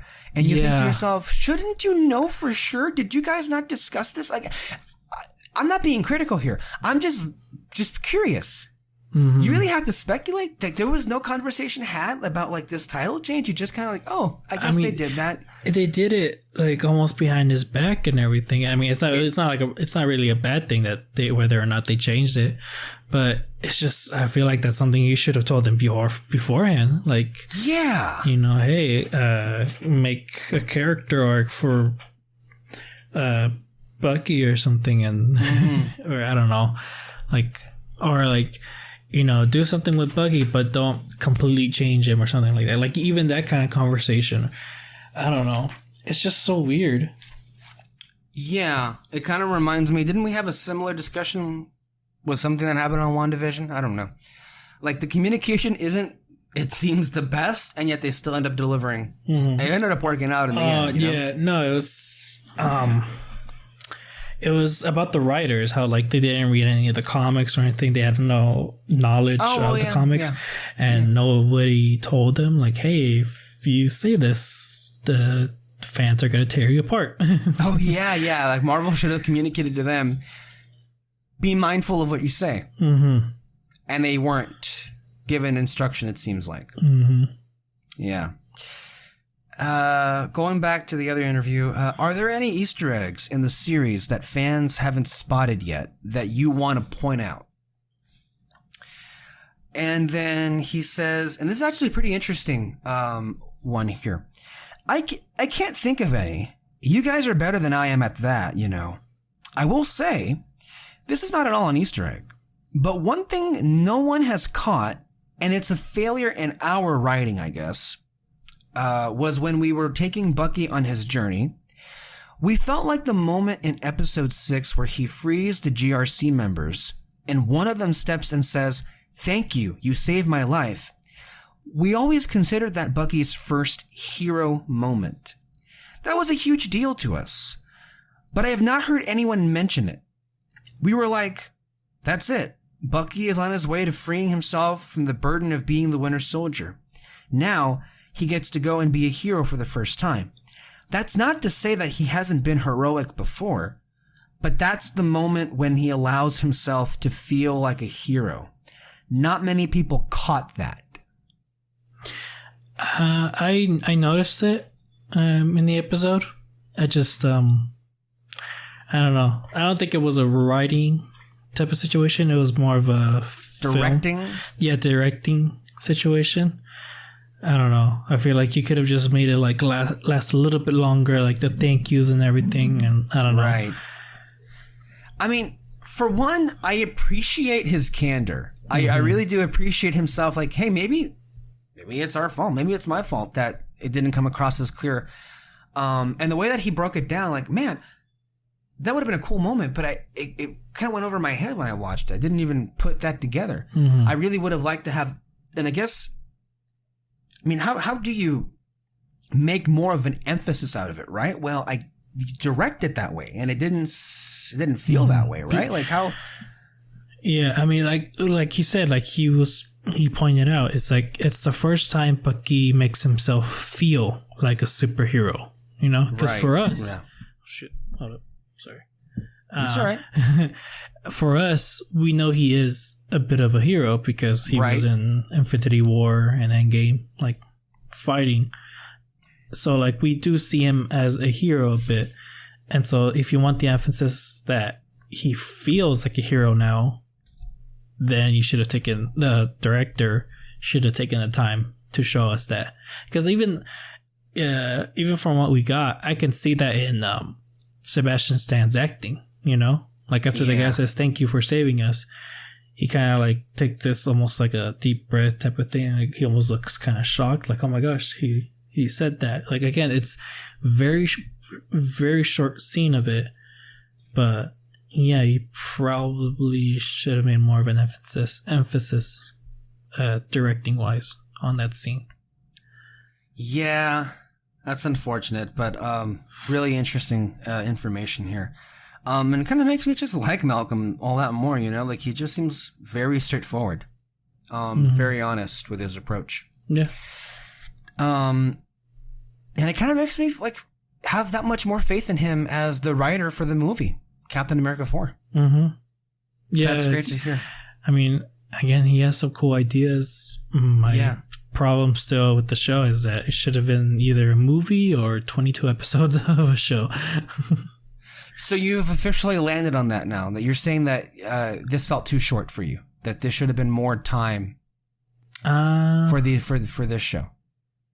Either or, more time, or just shorter, because I feel like he could have made this into a movie too. Like, him not accepting the shield. So I'm a little bit confused, David. Are you saying that you would have preferred if they had taken a longer approach to this series, or just do a movie, or which is it? I guess a longer approach, probably the best, just because, like, again, with John's arc in the show. What arc? Yeah, I know. It's like, what arc exactly? Like, you could have, if it had more episodes, then we would have seen, like, him in the beginning. You kind of like him, and then as the episodes go on, more and more and more, you see the title getting to his head and everything, and then you get that big impactful moment of him killing, what was it, Nico? Yeah. And then you spend like another couple episodes of him dealing with that, him trying to come back from it somehow. And then that could have been a redemptive, like, it's still, I still wouldn't have been like a redemption arc, but you Right. still could have had a redemptive moment of like, and then again, if it was more episodes, you probably could have had a scene with him going, like maybe he doesn't regret what he did, but he still should have Right. been more smart about it, I guess, in a way. Yeah, I know like 22 episode seasons are very frowned upon in this day and age, but like all the things that they were juggling, I'm actually kind of curious to see how a 22 episode version of the story would have looked like. Oh, you could have done Considering, so much. yeah. So much. Like, yeah, the first couple of ones, it could have been the setup. I mean, it could have just been like a huge back and forth between him and U.S. Agent. And then right in the middle of it, that's when you finally like start getting into the Flag Smashers. The Flag Smashers. Because again, in some part between that, you also get Zemo. And then I don't know. Then the next, like that could have been like the first 10 episodes, just a concept in between Sam, U.S. Agent, Zemo, trying to learn more information about the Flag Smashers. And then the next 10 episodes, it's all about the Flag Smashers, their ideals, their progression to becoming like the big terrorist group that they become in the end and all that. And then the last 2 episodes, it's just a fixer-upper. Yeah, I'm curious, but I also don't know if 22, you think you could have, but did we need it? Maybe not. I feel like 22, 13, whatever the standard for whatever. Well, we got 6 here, right?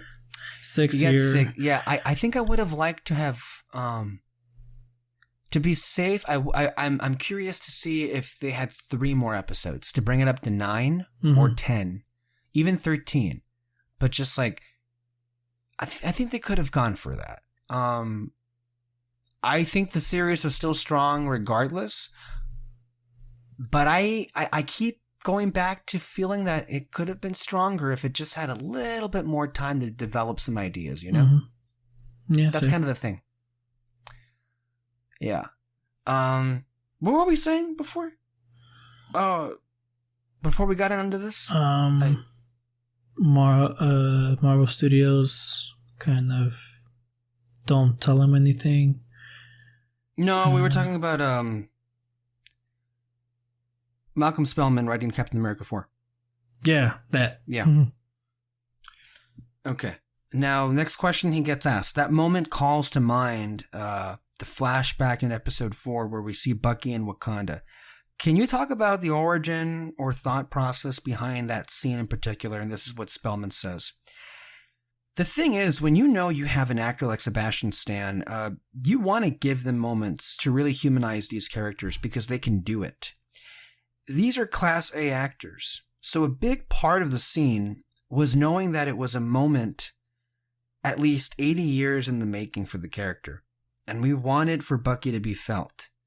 A lot of thought was put into constructing it. And that's all I can say. Yeah, we thought a lot about it. It was a great moment. One of the best moments of the whole. For sure. In fact, I think one of the benefits of having a longer season was we could have had a whole episode of Bucky in Wakanda. Yeah. Of Io and Bucky, and Io helping Bucky break out of that Winter Soldier programming. Instead of having one scene, we could have had a whole episode about that. And I think it would have been a great episode. Yeah, for sure. Next one. The show's finale takes place almost entirely in New York, which is a hub for so many characters in the MCU.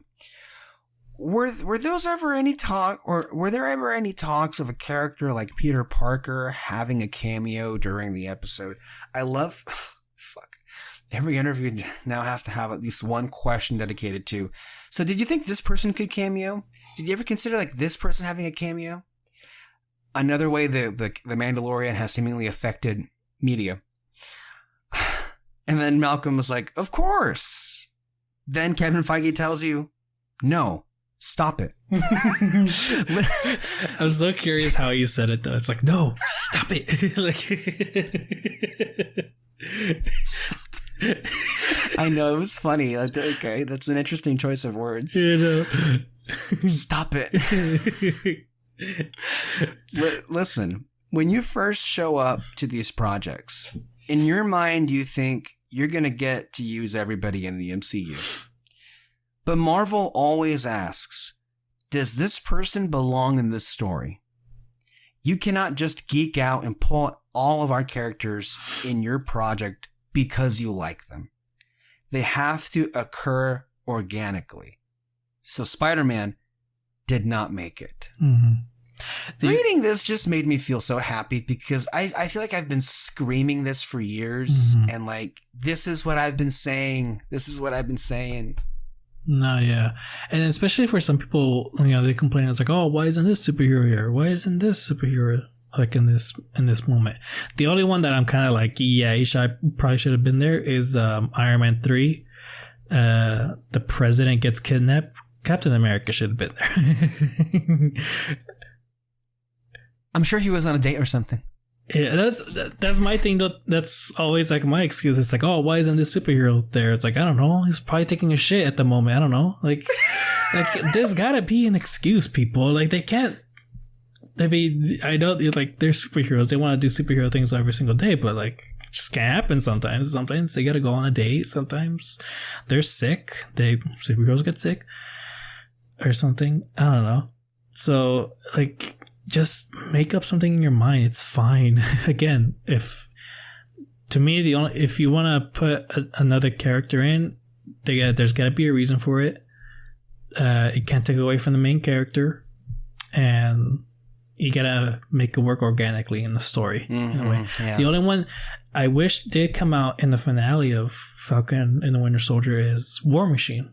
He came out. I was going to ask you about that because we enjoyed watching him or seeing him in the pilot, and then he just kind of dropped off. And I wonder, like, I would have loved to have seen more of War Machine. And again, maybe we could have been a bigger player if we had a longer season. Mm-hmm. Just throwing that out there. Yeah, for sure.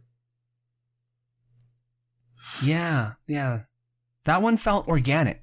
That one felt like, yeah, he should be there. Mm-hmm. And I really would have loved to have seen Rhodey have a role in this and maybe be another, like, voice in Sam's head, and what to do. Mm-hmm. That would have been interesting. Especially because he became Iron Patriot in Iron Man 3. And I feel like he did. And I feel like you could have, like, mentioned that if he came out again. And I don't know. Like, it would have been something interesting. Wow, I hadn't even thought of that. Yeah, I saw a picture. Someone put that line of Isaiah. So it's like, they'll never let a black man be Captain America. And it's a picture of Iron Patriot below. Like, he has a face of, like, are you fucking kidding me? Huh. Yeah. I forgot. Yeah, no, I honestly forgot. Wow. I completely. I mean, it's like, Iron Man 3 is not really like top 10 Marvel movies, so you kind of forget about it. But then also, I don't know. It was literally just like a blink and you miss a moment of a character. Like, he's not Iron Patriot in the movies following Iron Man. Yeah, he's back to being War Machine. So it's a weird thing. Yeah, that is interesting.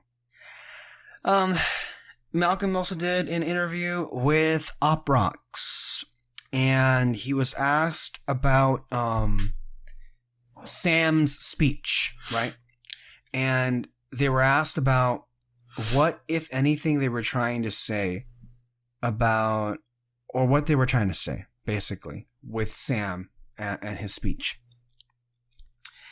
And basically, if they were trying to say something about the black experience or this here or that there, and then Spellman was like, yeah, it is.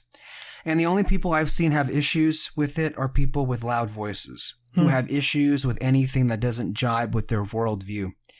You know what I'm saying? Because with that, I worked on that speech with Anthony side by side, and the agenda was to let the truth of the character come out and how he sees the world. Not to show up and get on no pulpit. And by the way, one of the things Anthony wanted to make sure of is he was the one who sort of asked us to direct it at the senator so that it didn't feel like a speech.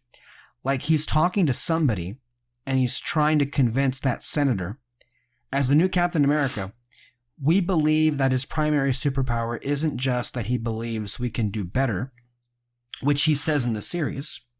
It's that he, as a black man, particularly one from the South, understands struggle in his bones and has a shorthand with anyone who feels like they're struggling. And we would argue that the climate in the MCU matches the climate today in the world. And everybody, including people from rich countries, feels like they're struggling, which means Sam, as Cap, has a shorthand with them.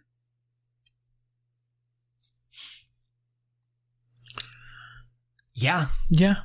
Yeah. Basically. I mean, basically, yeah. I was clearer, and there's a story reason for why it's that. It's not just some SJW writers that are trying to push down an agenda, which is what some people are interpreting off of this. Mm-hmm. Hollywood Reporter coming in here with a different question. Compared to the rest of the MCU, The Falcon and the Winter Soldier explored heavier subject matters and themes. In hindsight, are you surprised that you were able to take the MCU into such uncharted territory? Before I get into his answer, I have to feel that's one of the surprises of the show, right, David? Like, we heard talk here and there before the show happened that, oh yeah, it's going to delve deeply into some like real issues. And we were like, sure. Mm-hmm. Okay. Yeah, you are. But they did. They went for it. Mm-hmm. No, the biggest. And I'm still kind of surprised it happened. No, yeah, the biggest surprise for me was Isaiah Bradley. I mean, if they were gonna put him in, I thought it was gonna be in a movie or something. Just kind of give him like a short scene. But no, I mean, his parts were short in the show, but that was just. But they were some of the most memorable parts of the show. His scenes. For sure. But yeah, no, I really like that they did deal with it, especially the amount of it, because it wasn't just like Isaiah; it was also like the refugees type of thing. There was the imagery of the Cap shield scattered in blood. Mm-hmm. And that was a haunting image. Yeah. And then this is how Malcolm responds to the question. He was asked, like, did it, were you surprised that you were able to do any of this? Like, they let you do this? And then he says, yes. And Marvel never blinked. I kept expecting the tap on the shoulder, but as long as you could explain a choice and it felt organic to the stories, they would say, write the best thing you can write. And what I find really interesting about this is that this kind of flies in the face of, I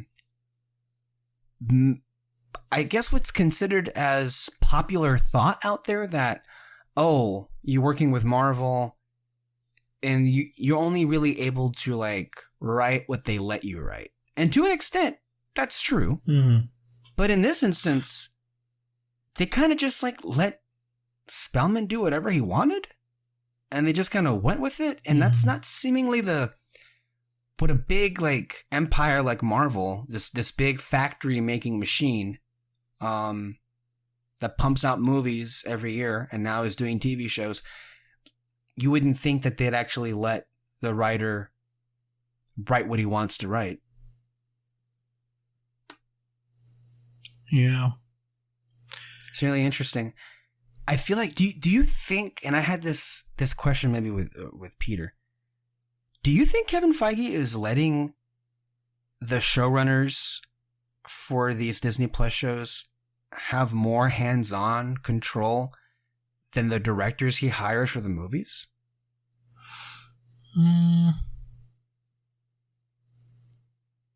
Because it feels like sometimes the movies have, some MCU films feel like they have more oversight, and others feel like they're more a byproduct of the directors themselves. Mm-hmm. I don't know, because I feel like you've been seeing that lately more. I mean, you've been seeing that more often lately, because you get Guardians 3. They brought him back, and he's kind of. I feel like at this point you're just gonna make him do whatever he wants, and then they also gave him his Christmas special, so it's like, hey, go have fun with that. And then you got Taika Waititi with Thor: Love and Thunder. So I feel like he's just starting to do that now. I would say his only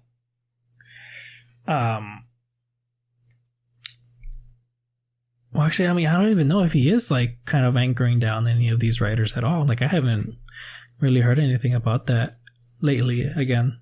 Because before, I think it was just sort of set up or like there's a certain tone that they wanted to go for in the early days of the MCU. And maybe let me reframe my question a little bit. Do you think Kevin Feige is as hands-on involved in the Disney Plus shows as he is in the day-to-day of the movies? Because it seems like with everything that they're making now, I'm not saying that he doesn't have like final say or he's not involved. He's involved in everything. Mm-hmm. He's creatively involved in everything. But do you feel like maybe he gives more leeway to the TV show people? All right, you stay on top of this. I'll come and check in on you, but I'm mainly over here making sure these films are getting up and going. Mm-hmm. That's what I'm asking, basically. Do you get that impression whatsoever? And if you don't, that's fine. We can just move on. But I feel like I'm getting that vibe off of him. Maybe. And I think a big part of it is because they're making TV shows for the MCU. So, like, I think maybe he just kind of wants to test the waters on some of these things. So, maybe. Yeah. Next question. Since Walker has yet to confront the trauma of his past like Bucky has, his heroic act in the finale feels temporary to me. He was still battling his unchecked demons throughout the final confrontation. Until he does the work that Bucky did, should anyone remotely think that John Walker is redeemed? And then Spellman answers, says, I will only talk about John Walker in our series because I don't know where he's going to go. But I agree, and I think you have an astute observation. Look at the energy from Bucky even when his first thing begins. Look at the energy from Bucky even when this thing begins. There's a humility to the scope of what he's done. John Walker is just beginning his journey. He's at least 70 years younger than Bucky. He gets taken low, and he does the right thing in the heat of battle in episode 6. But look at his energy when he's talking to Vel. That arrogance is part of what he embodies. A little bit of a different answer than Kari Skoglund, if you notice that. What did you make of this? I think that's a better answer. No, we actually really liked what he said. It's just we were still in the beginning of his journey and all that. And even though he did a good thing, he didn't really change as a person. I think it was Kari that said, like, or I can't remember who it was exactly, but someone said, like, oh, this is a person who he's always been, like, doing the right thing in certain situations. Lamar? I mean, yeah, Lamar said that, huh? Lamar said it in the show, like, you always do the right thing in the heat of battle or something, I think is what he said, something. Yeah, that too. But I could have sworn I heard it on some YouTube channel, I don't know.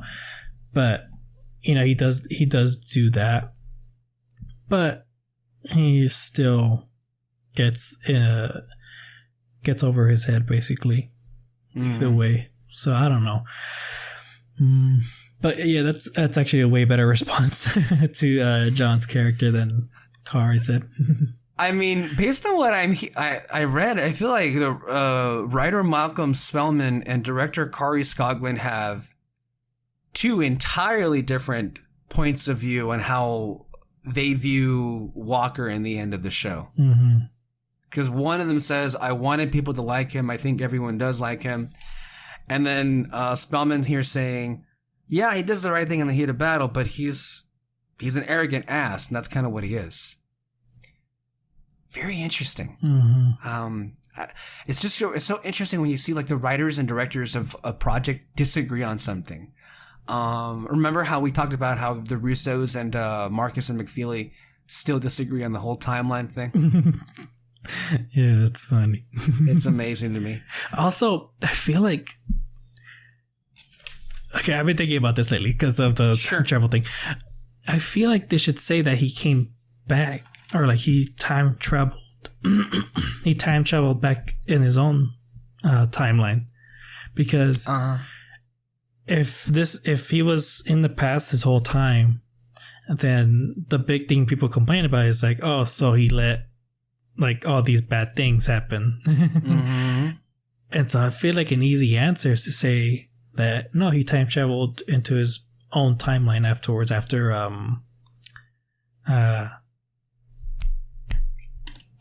Carter's death. Right.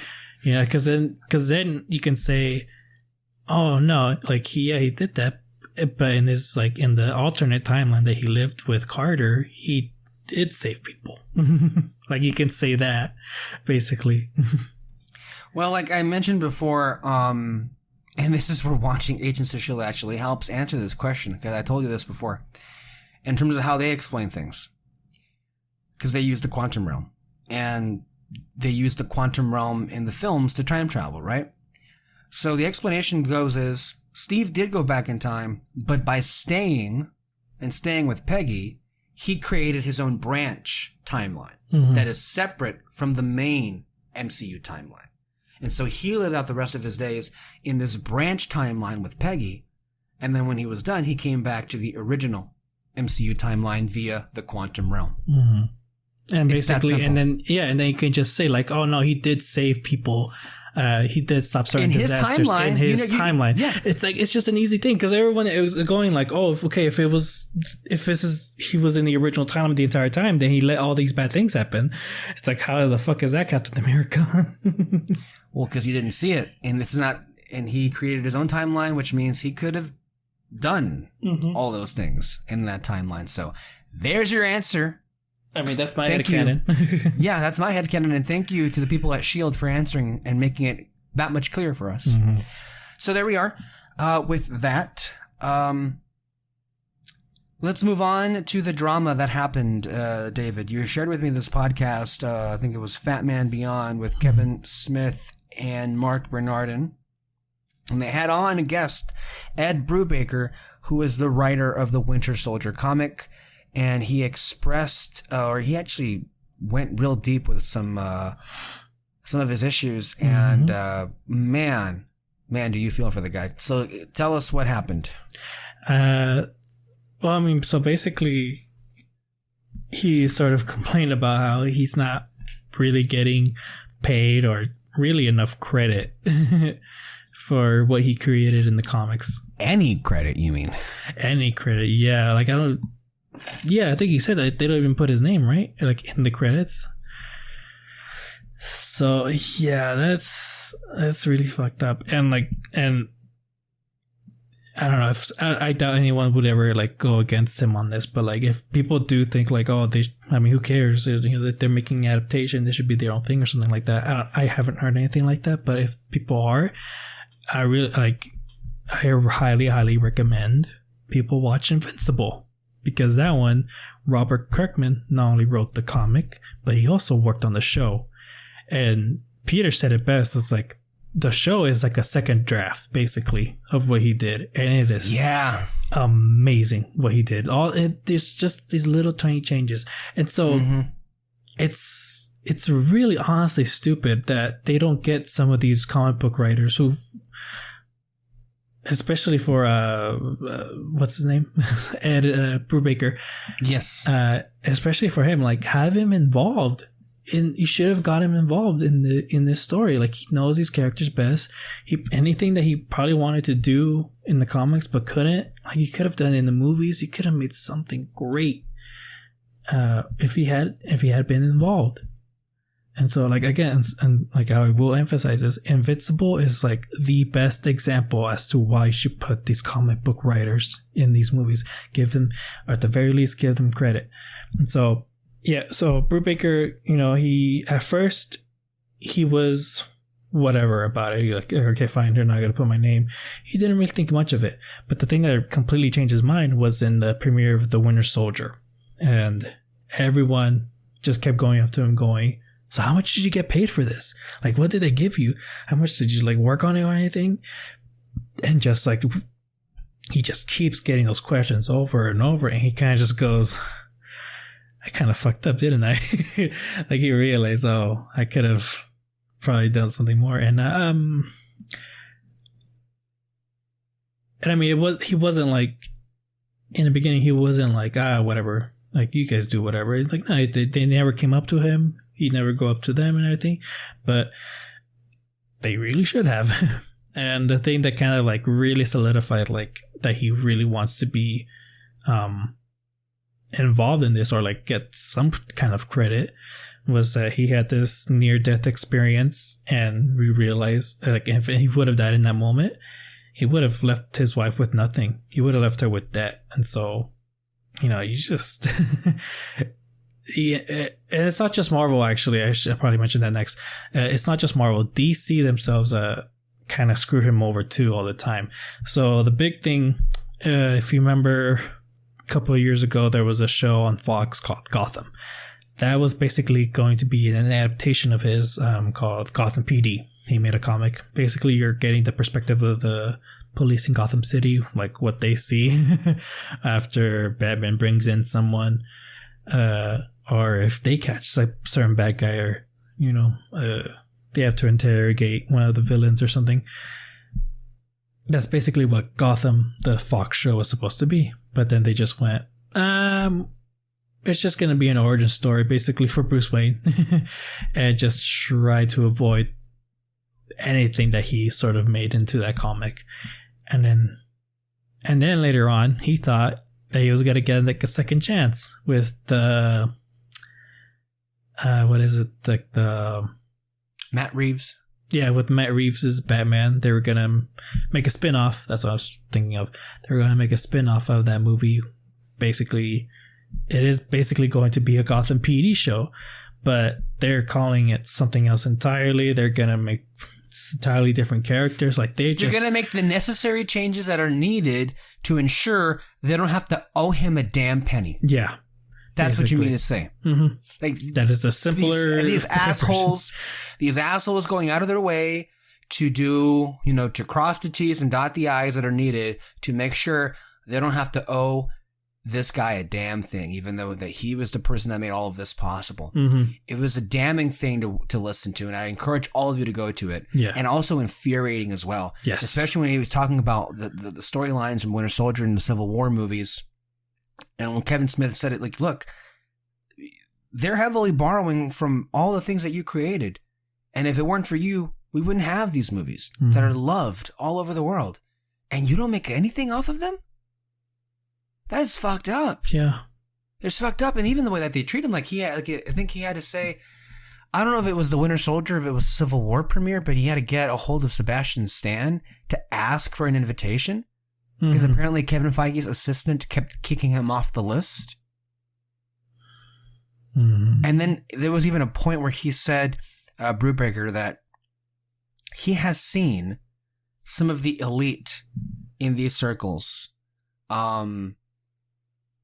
enforcers like assistants, like collectively huddled together at some of these social functions and firsthand laugh about this person they screwed over by not giving them what they were owed in terms of money. And when I heard that, I'm like, can you believe that there are people out there that actually take joy in something as despicable and disgusting as that? Mm-hmm. That is fucking awful. Yeah. And again, those sound like terrible pieces of shit. I know. And one good thing that came out of him talking about this is that apparently his comic book sales just skyrocketed afterwards. Did they? Yeah. Good for him. Yeah. Good for him. So I felt so bad for him. I know. I wanted to be like, can I get a comic book from him? Like, which one should I get? But I mean, I haven't. I'm sure I will someday. Yeah. But the people took care of that for you, David. Don't worry. Yeah. Yeah, That's good to hear. That's so good to hear. I mean, because when you hear his story, it's like, I mean, yeah, you hear the story about he was brought in. He had a cameo in The Winter Soldier in one of the scenes. And now he was on set with all of these like big names. But then you also hear like how I believe at one of the premieres, and I don't know which movie, he wasn't even in the main like room. He was put in the overflow screening, where like they put in Mark Bernardin made this clever joke, and it was I mean, it fits, even though it's a little bit inaccurate, but it's funny. Where they had the overflow crowd, that's where they put in all the press people and the cast of Agents of S.H.I.E.L.D.